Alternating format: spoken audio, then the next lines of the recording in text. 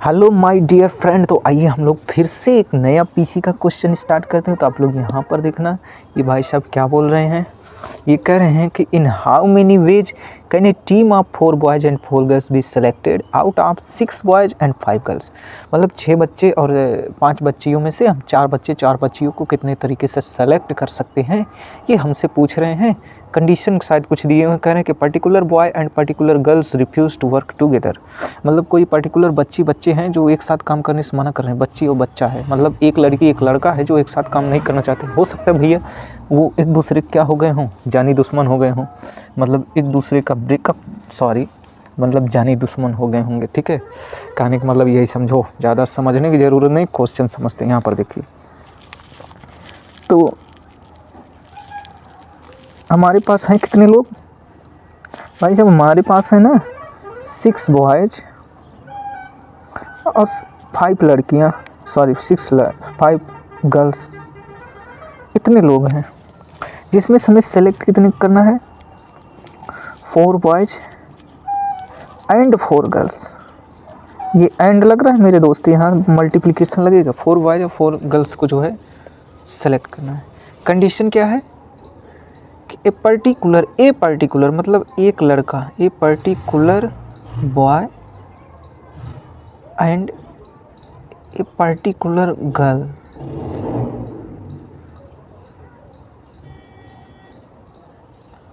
ठीक, refuse to work together. मतलब एक पर्टिकुलर लड़के हैं जो एक साथ काम नहीं करना चाहते। कोई बात नहीं, हमने इनकी बात मान ली। हमने कहा भैया चलो ठीक है, आप लोग एक साथ नहीं रहना चाहते हो, कोई बात नहीं है, देखते हैं आप लोग की बात मानकर आप सिलेक्शन करेंगे, क्या करेंगे, परेशानी तो है। तो मान लो ये लड़के जो है B1 B2 B3 B4 B5 B6 और लड़कियां G1 G2 G3 G4 G5। ये हमारे पास 6 बच्चे हैं और 5 बच्चियां हैं। ठीक है, मान लो कि ये इनमें से कोई, मान लो G1 B1 थे जो कह रहे हैं कि हम एक दूसरे के साथ नहीं रह सकते, एक दूसरे के साथ काम नहीं कर सकते हैं। भाई हो सकता है कोई मैटर इनका ख़राब हो गया होगा। तो चलिए मेरे दोस्त, इन दोनों को ध्यान में रखते हुए हम केसेस बनाते हैं। केस यही है कि या तो इन दोनों बदतमीज़ लोग को जो है बाहर भगा दें, भाई हटो तुम लोग को सेलेक्ट ही नहीं करना है यार, या इनमें से किसी एक को सेलेक्ट करें तो एक को रिजेक्ट कर दें। यही केसेस बन सकते हैं मेरे दोस्त, और कोई भी पॉसिबिलिटी नहीं है इनको सेलेक्ट करने की।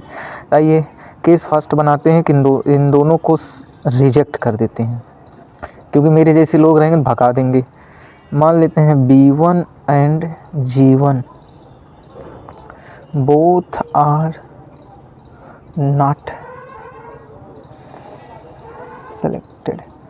मान लो G1 B1 दोनों नहीं सेलेक्टेड, भगा दिए, मैंने मार्क भगा दिया, हटो यार तुम लोग दिमाग डिस्टर्ब कर दो। अब बोलो मेरे भाई कितने लोग थे? 6 लोग थे, जिसमें से कोई पर्टिकुलर बॉय B1 हट गया, बचे 5 लोग, मतलब 6 में से 1 माइनस कर दिए। सेलेक्ट कितना करना था? 4 को। वैसे लड़की देखो, बॉयज़ एंड 4 गर्ल्स, देखो 4 बॉयज़ एंड 4 गर्ल्स, एंड लगा हुआ ना, बीच में मल्टीप्लिकेशन आ गया। ओके, 5 लड़कियाँ थी, उसमें से पर्टिकुलर गर्ल G1 को मैंने भगा दिया। मेरा मूड ख़राब हो गया, तुम लोग डिस्टर्ब करते हो सिलेक्शन में। ये देखो 6 में से 5 4 और यहाँ पर 4C4 ई, भाई साहब वैल्यू 1 हो गई, इसकी वैल्यू 5 आ गई। ठीक है, वैसे आइए केस सेकंड देखते हैं।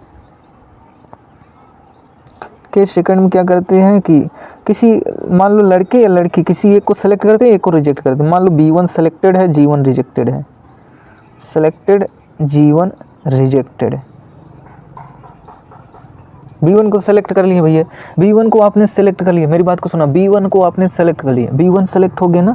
6 लोग थे, 6 में से एक आपने सेलेक्ट कर लिया, बचे कितने? 5। अब 5 में से भाई एक पहले से ही सेलेक्ट कर लिए हो, 4 लोग को सेलेक्ट करना था, एक पहले से ही सेलेक्टेड है, तो 4 में से एक ख़त्म करो। G1 रिजेक्ट कर दी, गर्ल G1 को हटा दिए, इस पूरे बंडल में से ही गर्ल G1 को हटा दिए, तो बची कितनी? 5 में से 1 हट गई, लेकिन अभी सेलेक्ट तो है नहीं, तो इसलिए हमें 4 गर्ल्स को ही सेलेक्ट करना पड़ेगा। तो यहाँ 5C3 मल्टीप्लाइड विथ 4C4, इसकी वैल्यू 1 हो गई, 5C3 की वैल्यू हो जाएगी 5 × 4/2, 2 कैंसिल 10। ओके, केस थर्ड हमारा क्या हो सकता है? केस थर्ड मेरे भाई ये हो सकता है कि G1 को सेलेक्ट कर लो, B1 को रिजेक्ट कर दो, और क्या ही कर सकते हैं यार। अब ये दोनों एक दूसरे के साथ रहना नहीं चाहते हैं, तो आओ देखते हैं। G1 सेलेक्टेड है, B1 रिजेक्टेड है। अब बताओ, B1 को आपने रिजेक्ट कर दिया, 6 बॉयज़ थे, B1 एक पर्टिकुलर लड़का था जिसको आपने रिजेक्ट कर दिया है, लेकिन सेलेक्ट तो अभी 4 को करना ही है। वैसे गर्ल में G1 सेलेक्टेड है, कोई गर्ल G1 है जो सेलेक्टेड है, 5 में से 1 कम हो गई, सेलेक्ट है पहले से ही, तो 4 में से 1 कम कर देंगे क्योंकि अब 3 को ही सेलेक्ट करेंगे, एक पहले से ही सेलेक्टेड है। तो ये हो गया यार 5C4 हो गया मेरे भाई, ये हो गया 4C3 मेरे भाई, ये 5C4 का मतलब 5, 4C3 का मतलब हो गया 4, ये हो गया 20।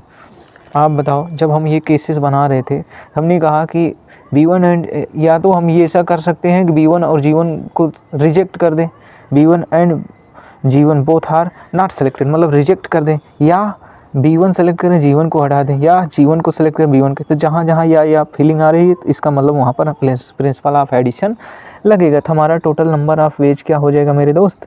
तो टोटल नंबर ऑफ़ वेज हो जाएंगे,